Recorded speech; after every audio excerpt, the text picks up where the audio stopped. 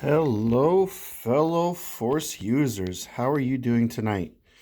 Thought I'd have a little bit of fun in celebration of basically one of my Sabers shipped from Saber Force. So I'm inclined to do a Warrior's Yelp, but I'm not going to because there's other people in the house, and yelping tends to draw out the crowds, if you know what I mean.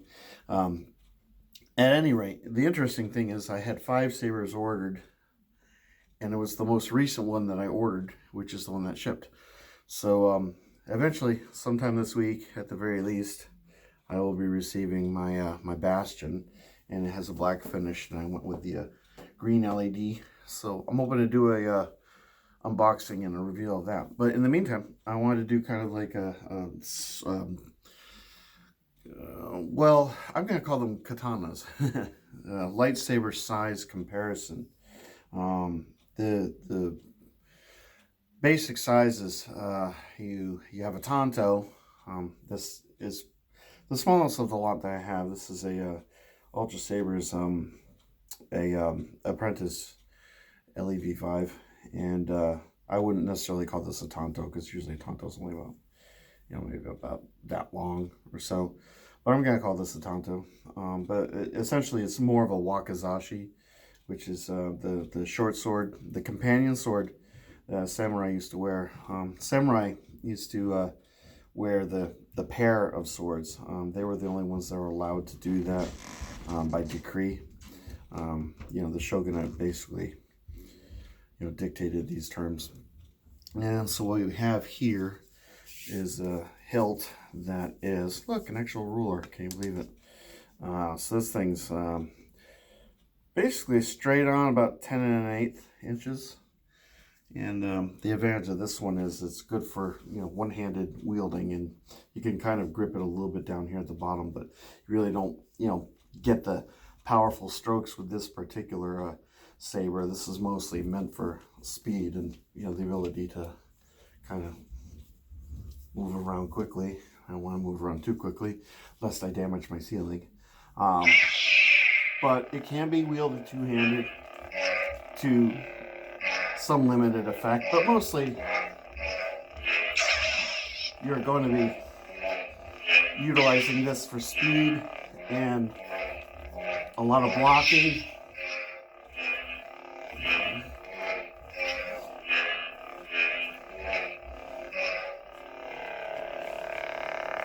Like I said, you can kind of get your hands in there and do it two-handed, but it's a really uncomfortable feel. You're just sort of going to grip the bottom of the saber, and this hand is doing all the work. This one's just guiding it. So that's this size. Next up is more of a traditional wakizashi size, because most Japanese swords, other than the Tanto, traditional swords were meant to be wielded two-handed. As I've stated in previous videos, Japanese swordsmen were trained to wield their swords with their right hand. They draw them like this, and they would only guide them with their left hand. So what we have here, this is a Saber Trio Mira. It's my stun saber, one of them anyway. And this bad boy, this clocks in at 11 inches, not including this little tassel nubbin on the pommel. The beautiful thing about this saber is you can actually get your hand in here at this choke point, and you have a lot more. That extra, almost that extra whole inch down here at the pommel really allows you to grip this thing solidly. You can kind of do the same action that you would do with my Ultra Sabers Apprentice, but this one you can actually get in there and really get some nice, powerful, forceful thrust, but then you can also freely get the maneuverability that you would with a shorter hilt, but a little bit more control, a little bit more strength. And this is a very, very comfortable hilt. So when Saber Trio gets their, you know, their situation sorted, and China has their situation sorted to make that possible, this is a fine hilt. I really quite enjoy this one. This is why I bought this one for a dueling saber. Very, very flexible.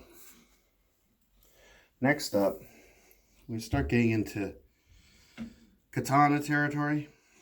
Now, this is my my Aeon V4, what I just acquired, and this thing initially was only, whoops, got this backwards, was only about 12.5 inches, but with the pommel edition, you're looking at about 13 3/4, almost 14 inches long. And this is really meant for full two-handed strength.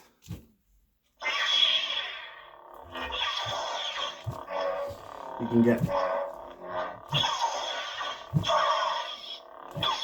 some really serious tachikaze if you can hear it. The wind sound of a blade cutting through the air is called tachikaze. Has almost a spiritual aspect to it.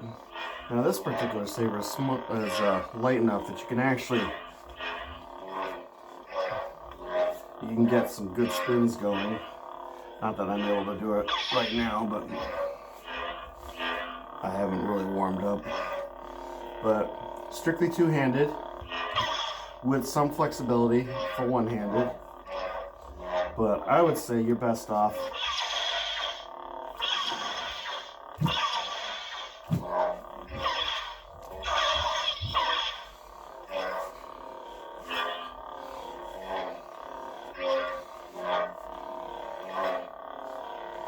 so this is the one I feel is closest to katana in size. The size of the hilt from one end to the other, the suka area about here, it's about the same size. Even then, the katana is still held kind of thusly, but these are lightsabers, so obviously you can hold it a little bit more firmly. I mean, they're designed that way. My fighting style is essentially, I usually use this handle due to what, you know, little limited knowledge of Japanese swordsmanship as just a guiding hand. And this hand does all the stability work. Alright. Now we're on to the the finale, the grand finale here. This is what I would call a nodachi. And this particular saber came with 40 inches of blade. It was more based off of European style swords, but I would call this the Japanese equivalent of a nodachi just based on size. Now this is a saber that would be designed for maximum reach, something that you would you know, use on the field of battle to sort of, you know, frontline take out swaths of enemies. And I can't really freely swing this around here because it's just too darn big. Even by Ultra Saber standards, this thing's big. But don't worry, I'm not going to club you. Or at least I'm not intentionally going to. And of course, this is a cross-guard saber, as wielded by you-know-who. This doesn't really fit my style too much. It's a little bit too slow, too heavy, too cumbersome, too wieldy. And when you're wielding something like this, you're going to get tired a lot quicker. So, you know, you're definitely in the field of battle. You want to be able to strike down an enemy and then get some kind of reinforcements coming up your, you know, coming up your six to, you know, dispatch the fallen enemy, because you don't really, you know, have time to be dispatching them. You're on to the next, on to the next, on to the next. One would hopefully use a bit of teamwork. So this, of course, is the Ultra Sabers Flamberge, and I personally wouldn't use anything like this for dueling. It's going to be far too slow, and you're going to tire quickly. yeah, so I just wanted to do a bit of a comparison to let you in on, just how I see these things and their functionality based on comparing them to, um, Japanese swords. Um, as far as the term shoto, I see no record of indicating that it implies any kind of sword. That's sort of a word I think that perhaps was just adopted by the saber community to mean an extra short saber, something shorter than any Japanese sword would be. It doesn't really have serve any practical use, but from a sheer, like if you're imagining a shoto, usually ends about here where the cover tick wheel is. It would strictly be one-handed, and I would say that would be more like a I forget what they're called, but there was a time after katanas and open carrying swords in Japan was outlawed, where people started creating blades that they could carry, swords that they could carry in secrecy, walking staffs, canes, if you had any means to kind of disguise something as a katana, they would. So it would probably benefit you to have a very small hilt, and it could be just about anything, I would imagine, whatever your creative mind would come up with. And I think that's sort of the theory behind, the idea of the shoto. It is technically, I think, supposed to be kind of a wakizashi, but it's a little bit small, even for a wakizashi. If you look at Saber Forge's catalog of sabers, they'll have, for some of their hilts, like the Bastion, they'll have the standard apprentice size, and then they'll also have the shoto size. So it's kind of meant to replicate the two swords that a samurai would carry. And of course, you have not a Jedi like Ahsoka Tano, who uses two sabers of that size for various forms and styles. Anyway, I'm gonna drop it at this point. But anyway, I just kind of wanted to share these thoughts that I had, and hopefully that's informative, but at the very least fun. So anyway, hope everyone's doing well. Hope you enjoyed this video. If you're so inclined as to subscribe, please do so. And I appreciate every one of you that does subscribe to my channel. Hopefully I'll be coming up with some more content soon. I've got a lot of sabers coming. It's just, I have to be patient. It's very, very difficult for me to be patient because, my content is predicated on receiving these things. At the very least, that's it. So I hope you have a good night, and you guys are epic, and I will see you very shortly. Take care now. Bye-bye.